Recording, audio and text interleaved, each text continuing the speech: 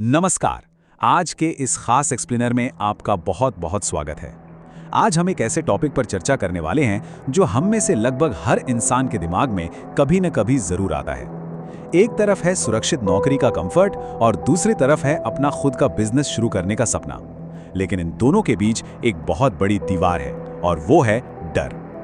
आज हम इसी डर का गहराई से विश्लेषण करेंगे और समझेंगे कि कैसे सिर्फ कमाने यानी अर्निंग माइंडसेट से बाहर निकलकर सीखने यानी लर्निंग माइंडसेट अपनाने से आपकी पूरी दुनिया बदल सकती है।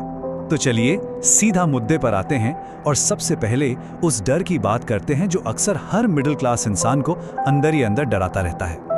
अगर बिजनेस फेल हो गया तो क्या होगा? सच कहूं तो ये एक ऐसा गहरा डर है जो हमें ये सोचने पर मजबूर कर देता है कि बिजनेस में फेल होने का मतलब है सब कुछ खत्म हो जाना, पूरी तरह से बर्बादी। लेकिन क्या वाकई ऐसा है? हमारा पहला पॉइंट है द फियर ऑफ फेलियर, यानी अपने कंफर्ट जोन से बाहर निकलने का डर। देखिए, आज़ादी और अपना खुद का काम करने की इच्छा तो सबके अंदर होती है, लेकिन हर महीने के आखिर में आने वाली वो फिक्स्ड सैलरी उसे छोड़ने का ख्याल ही पसीने ला देता है। ये फेल होने का मनोवैज्ञानिक डर लोगों को अपना पहला कदम उठाने से पहले ही रोक देता है। ये एक बहुत ही आम रुकावट है, लेकिन आज की इस चर्चा में हम कुछ असली जिंदगी के उदाहरण देखेंगे जो ये साबित कर देंगे कि ये डर अक्सर बिल्कुल बेबुनियाद होता है। इस बात को बेहतर समझने के लिए चलिए एक आटा चक्की की केस स्टडी देखते हैं। ये कहानी दिखाती है कि कैसे कभी-कभी एक बड़ा झटका आपको एक बहुत बड़ी छलांग लगाने के लिए मजबूर कर सकता है। अब जरा इन आंकड़ों पर गौर कीजिए क्योंकि ये बहुत ही दिलचस्प हैं। महिंद्रा में काम करने वाले एक रिटेल मैनेजर की लॉकडाउन के दौरान अचानक नौकरी चली गई। उनके पास बहुत पैसे नहीं थे। उन्होंने क्या किया? सिर्फ 1 लाख रुपए का एक छोटा सा लोन लिया और एक आटा चक्की शुरू कर दी।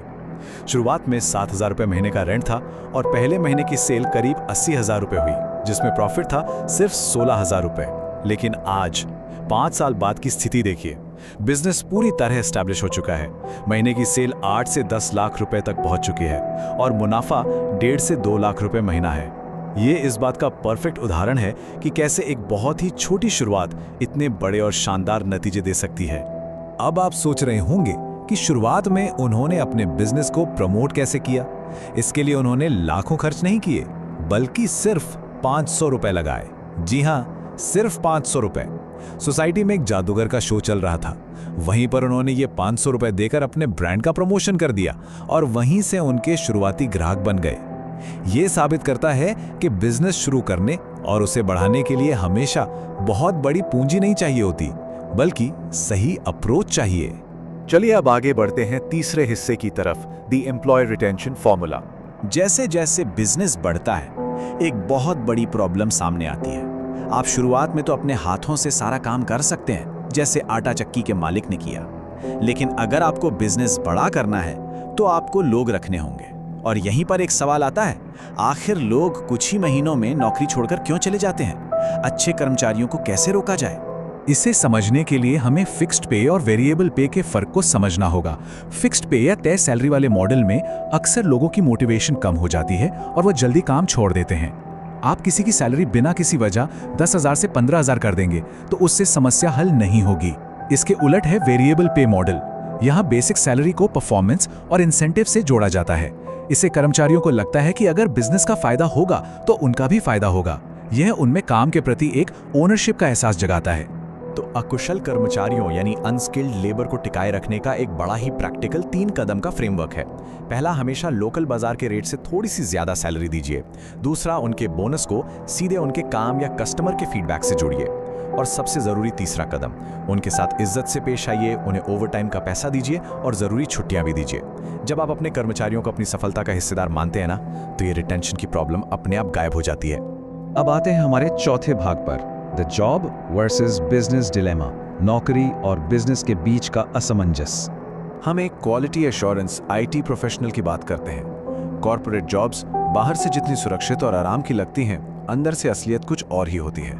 काम में AI का लगातार बढ़ता खतरा, शाम को अचानक आ जाने वाले एस्केलेशंस, मैनेजर के अप्रेजल पर आपकी पूरी डिपेंडेंसी, ऑफिस पॉलिटिक्स और इन सब के ऊपर लगातार बढ़ती महंगाई के बीच 40,000 रुपये महीने की रुकी हुई सैलरी।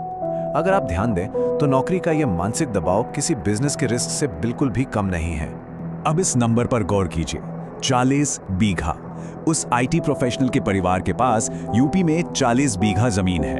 सच कहूं तो ये जमीन एक सोने की खान है, लेकिन बिजनेस में फेल होने के डर और सही जानकारी की कमी की वजह से इतनी बड़ी संपत्ति का कोई सही इस्तेमाल ही नहीं हो पा रहा है। बिजनेस से डर लगने का एक बड़ा कारण यह है कि हम पुरानी चीजों को ही देखते आ रहे हैं। पारंपरिक खेती मौसम पर निर्भर है, आवारा जानवर फसल बर्बाद कर देते हैं और साल भर की मेहनत के बाद भी मुनाफा मुश्किल से 1 लाख रुपए होता है। जाहिर है इसे देखकर डर तो लगेगा, लेकिन क्या आपको मॉडर्न पॉली हाउस फार्मिंग के बारे में पता है? ये पूरी तरह से कवर्ड और सुरक्षित है, टेक्नोलॉजी से चलती है और सबसे बड़ी बात, इसमें सरकार से भारी सब्सिडी भी मिलती है। इसमें मुनाफा कमाने का पोटेंशियल बहुत ज्यादा है। प्रॉब्लम यह है कि इन आधुनिक तरीकों के बारे में अवेयरनेस ही नहीं है। और यहीं से हम पहुंचते हैं आज के सबसे अहम और आखिरी हिस्से पर, कल्टीवेटिंग अ लर्निंग माइंडसेट। देखिए, सारी हिचकिचाहट की असली जड़ पैसा या रिस्क नहीं है। असली रुकावट यह है कि हम कुछ नया सीखना ही नहीं चाहते। वो आईटी प्रोफेशनल चाहता तो है कि उसे एक नर्सरी बिजनेस के सारे फायदे मिलें, लेकिन वो मॉडर्न खेती के तरीके सीखने से कतराता है।